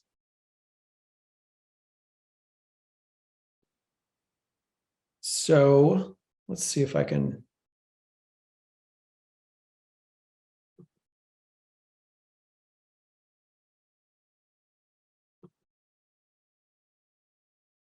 Okay. So Gabriella was good enough to send me a list of questions that I think we'll just start to tackle. And the first question, when you have copyrighted material made outside of the US, to what extent can fair use apply if you are an American creator? How do copyright laws, to the extent they exist, come into play in European countries and or China, for example? So this is a great question, and obviously it's one that comes up a lot, and it's kind of a complicated answer, right? The first thing to note is, as I mentioned, your errors and omissions insurance policy is so important.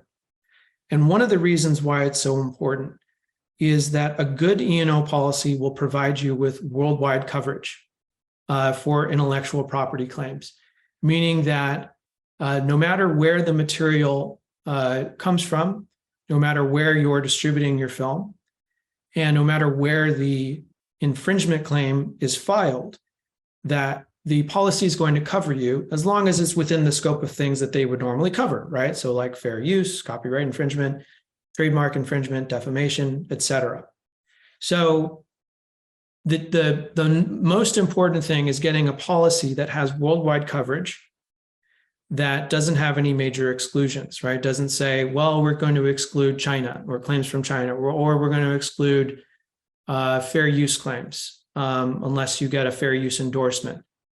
So that's the most important thing. Now, from a practical perspective, let's just say I had a client who called me from Paris saying, I'm a French producer, and I'm making a documentary about a famous French film. I'm going to distribute all around the world, but the first release is going to be in France. I'd like to take advantage of fair use under US law. My response would be, you'd probably need to call a French lawyer, right? Because the first question that we ask as attorneys is, where is the place where a claim is most likely to be filed? Right? Because an insurance company is going to be asking you the same thing, right? And in this very extreme example, if you're living in France as a producer, you're exploiting the film in France, and you're using material that's sourced from France, then you probably need to get a French attorney.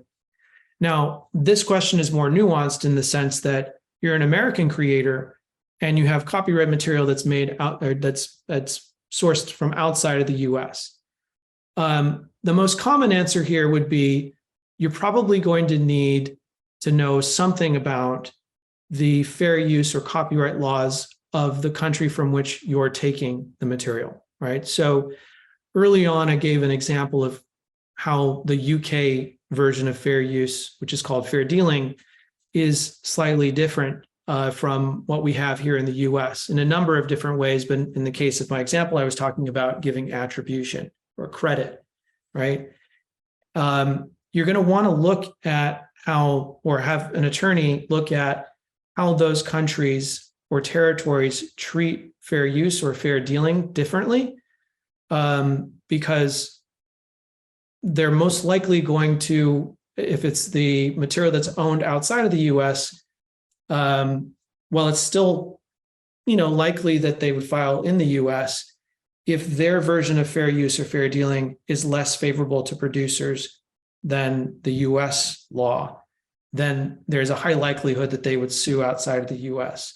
So if there's significant material from outside of the US, you're probably going to want to seek counsel that can tell you whether something qualifies as fair dealing, or whatever the version of fair use is in France or Japan or China, whatever it is. Nearly every copyright regime around the world has some version of fair use, whether it's explicitly in the statute or in the common law. No country has as much fair use jurisprudence as the US, meaning that the reason why I can be so confident and tell you whether something's fair use or not is because we have so many people that have filed lawsuits and so many people that have gone all the way to a decision that we can look at all of these decisions and say, okay, comparing and contrasting the facts of the situation, I can determine this is fair use or this isn't, right? Versus a country like France or even Canada, where there just aren't that many decisions for guidance. So often what we hear from attorneys overseas or in Canada, they say, well, this is really about risk, right? And we can't tell you definitively whether it's fair use or fair dealing, but in all likelihood, it's probably going to be fair use and you're okay to proceed. So it's really a case-by-case situation.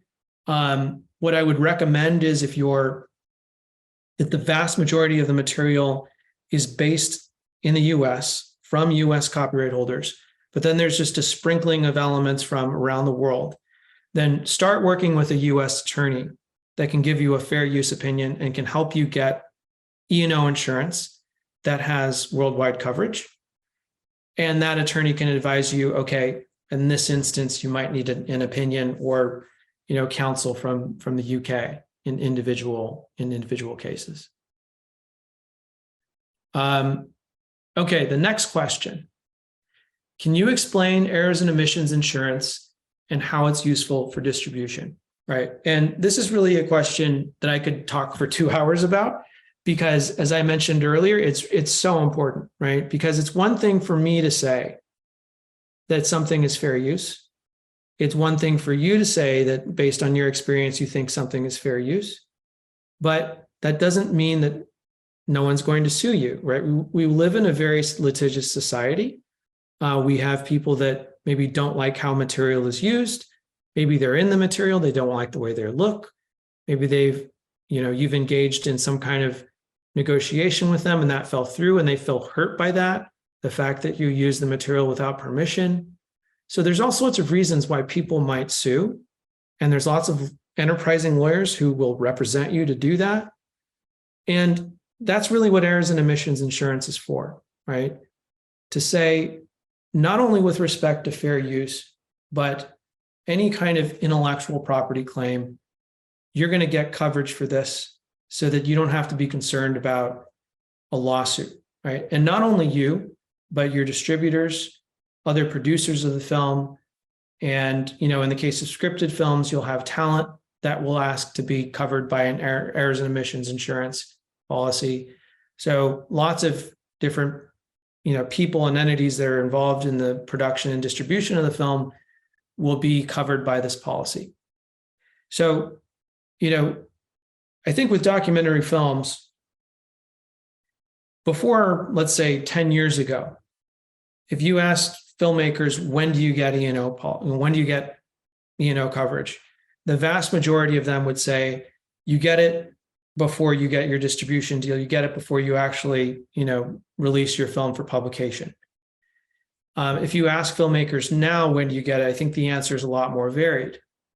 You'll hear a lot of filmmakers say, well, I get it at the very beginning of the process, or maybe I get it, right when I have my rough cut and I have some sense of what the film is going to look like.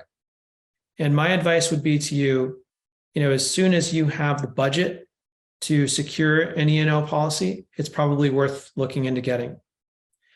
And the reason I say that is because you'll want to beat potential claimants to the punch, in the sense that you want to have a policy in place before you get any kind of cease and desist letter or denial from potential copyright owners. So I'll give you an example, right?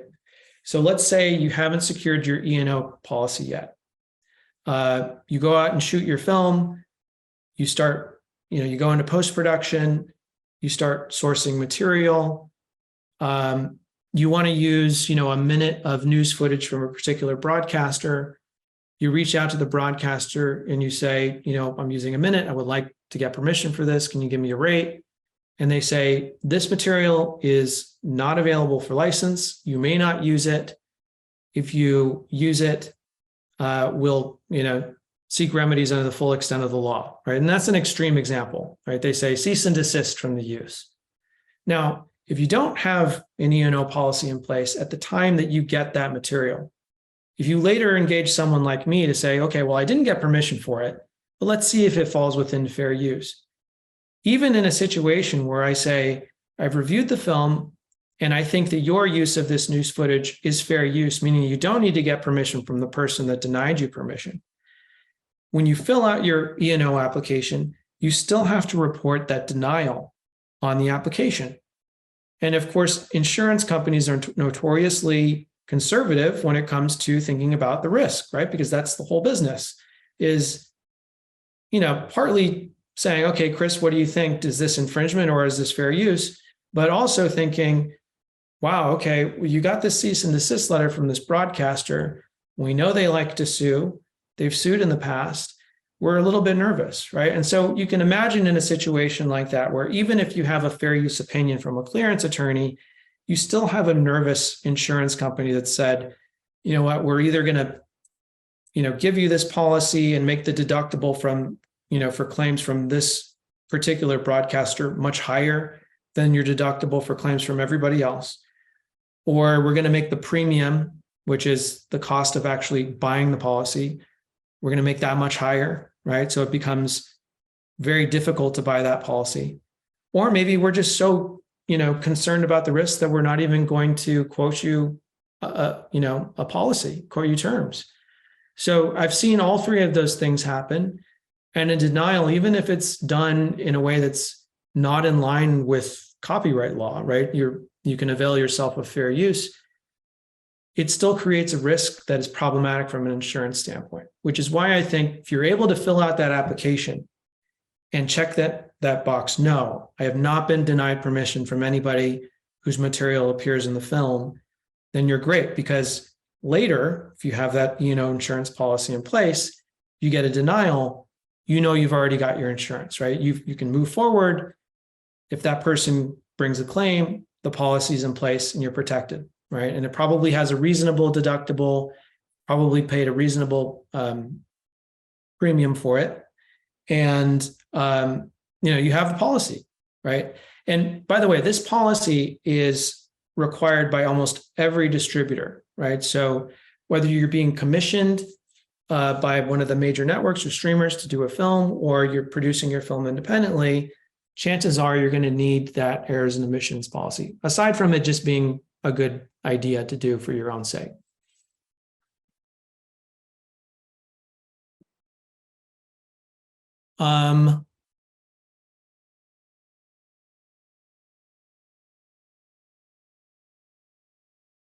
Okay. I'm going to go to a question about newspaper headlines. Newspaper headlines can be super expensive. Can you cover fair use for using historic newspaper headlines or text? The short answer is yes. Fair use is a great option for newspaper headlines. There's a good case out there that says the vast majority of headlines themselves don't actually have copyright protection because they're so short and are not creative enough to merit copyright protection, right? But even if you had, let's just say for the sake of argument, a headline that did have copyright protection because it was particularly creative, there's probably a good reason why you're using that headline in your film. And if it's being used to illustrate a point that you're making in the film, then I would say fair use is a great option. Now, one pitfall that I see with the use of newspaper headlines is it's not separated from, let's just say, the use of an unrelated photograph that appeared on the front page of that newspaper, right? So an example might be you're using a newspaper headline about a Supreme Court case that occurred, right? And then there's the article and you show that, but also within the frame is a photograph of, let's just say, a professional photographer took a photograph of somebody who just won the World Series, right? And it's part of a front page article about the World Series. I would really encourage you to either crop that out or use as little as you can if you want to rely on fair use, or you'll have to license the photograph because it's really not part of your commentary. You're using the newspaper headline about something else entirely.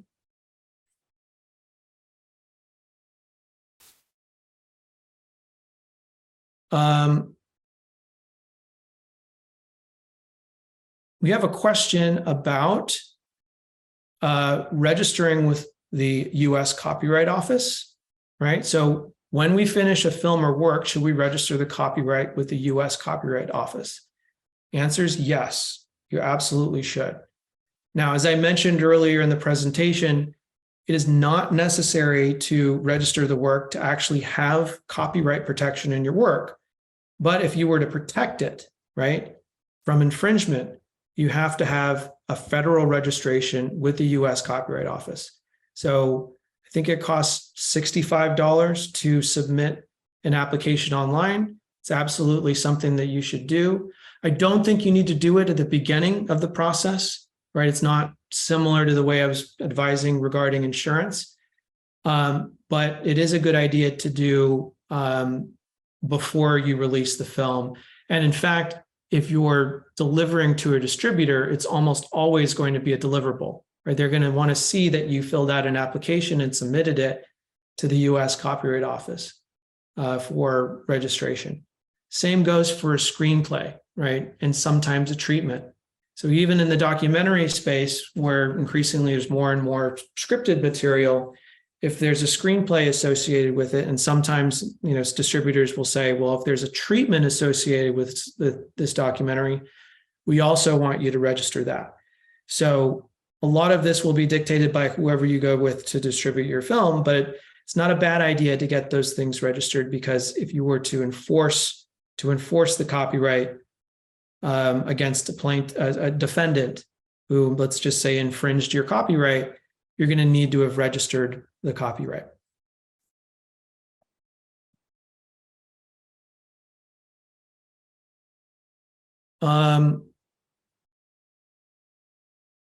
We have a question about logos. In terms of logos such as Superman or Star Wars, is video from a red carpet event with signage in the background and logos on t-shirts fair use? So with video from a red carpet event, you're really just going to run it through the fair use analysis, just with, as with anything with copyright protection. You can also use the safe harbor test. Are you using the video to illustrate a point that's being made in the film? Are you only using as much as is reasonably appropriate? And is that point clear to the average viewer, right? The second part of your question deals with trademarks, right? So if somebody is in that footage wearing, a t-shirt that has a logo on it, you don't need to be concerned about that. One thing that people often say to me when I talk about the use of logos, and they say, well, why then do we often see on television shows that, let's just say, blurring of logos, right? Typical reality television on broadcast TV where someone opens a MacBook, but obviously they've blurred the Apple logo, or somebody's driving a Toyota and they've blurred the front of the car to avoid seeing it. They're not doing that because, if they didn't do it, it would be an infringement. They're doing it, I think, for two reasons. One is it's much easier to tell a company that is engaged with, in looking at material that has trademarks in it. It's much easier to say no. It's much easier to say, as a general rule, if you see a trademark, blur it, right? We don't want to bring the lawyers into this question every single time you use something. So we're going to have the policy as a network for this particular show that anytime this logo appears in this context, you got to blur it. The other part of it is this clearance culture developed as a result of, classic broadcast television, where, a 30-minute comedy, let's say, would have 8 minutes of advertisement that the network had to sell, right? And in these contracts where they were doing deals with advertisers, they would have provisions that say, well, you're not going to show in the body of the program any of our competing brands, right? So if I'm trying to sell advertising at the network to Coca-Cola, and I'm working on a show that's, got a character who's drinking Pepsi, I've automatically, violated that provision. Now I can't sell to Coca-Cola. So as a policy, we've said, don't show any logos, right? But, that's mostly for a bygone era. It's mostly for classic broadcast television. If you're talking about an independently produced documentary, you really don't have to be concerned about that. So logos, brands, trade dress, things that appear in real life, you don't have to be concerned about. You don't have to blur them. You don't have to get permission from them. You don't have to pay for them, right? Another question is there a different fair use standard for documentaries made by students within the context of a university course, but that may eventually be seen at film festivals or online, for example, YouTube, Vimeo, etc. It's a great question. We talked about the difference between a film that is considered a commercial work, right? In the sense that, let's just say it's Tiger King, right? It's a film that everybody knows did very well. A lot of people watched it. It was on a service that a lot of people have a subscription to. Very different from a student film where it's either only circulated within the classroom or in very limited screenings, or maybe it goes to a film festival that maybe not that many people attend. So two very different examples. I think the court would look at that differently, right? They would say, okay, well, you're not engaged primarily, for profit here as a student. But they wouldn't give it as much emphasis as you might think, right? And in particular, I think from a practical perspective, who knows what you're going to do with your film, right? Because if the film is, let's just say it's really good, it's received well by your school, it's received well by film festivals, a distributor sees it and says, I want to distribute it. I think that planning for the fact that it may go to wide audiences and you may be engaged in, collecting revenue from it, even if that wasn't your initial goal when you made the film, I think it's best to think of that as a possibility. And if that's always a possibility, and it actually happens, then you have to think about the fair use argument through that lens. So really the commercial nature of it is kind of an afterthought for me. If something's kind of on the fence in terms of the fair use argument, I'll say, well, this is a museum exhibition, right? And therefore, it's mostly a nonprofit endeavor, or it's for education purposes. That's going to swing in favor of fair use. I think it's fair use. But it's not the first question that I ask. It's always about how is the material used in context? That's the most important thing. Chris, just a time check. Oh, okay, yeah. We're at 12. All right, so I guess then that's it. We wrapping up? Yeah, I think we're out of time, but thank you so much. Again, this will be recorded and put online sometime next week. Thank you so much, Chris. Thank you again so much to our access providers. And if you won a book giveaway and have not emailed me your address already, please do so. I message directly everyone my email address. Great, thank you so much. I think that's it. Chris, do you have any closing thoughts? No, I just want to say thank you for everyone, to everyone for showing up. This has been hopefully helpful for you. And as I mentioned, I mean, so many great questions. I wasn't able to answer all of them. So if you have any follow-up questions, please email me. And best of luck with your projects. All right. Thank you so much, Chris. Thank you so much, Tina, Romina, and Mara. And have a great day, everybody who came. All right. See ya. Bye. Bye.